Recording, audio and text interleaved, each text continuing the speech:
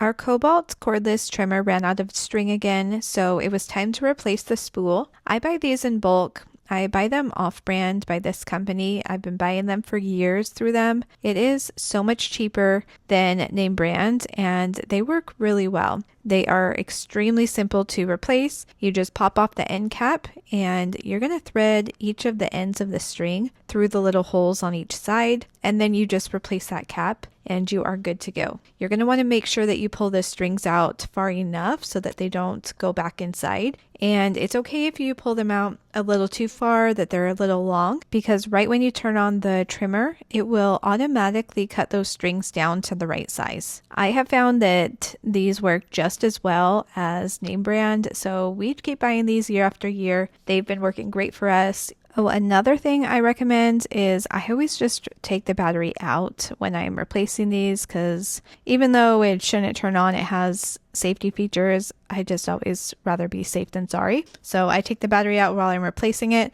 But look how effortlessly this just glides through our long and overgrown grass and weeds. I definitely recommend this budget-friendly option for replacement spools.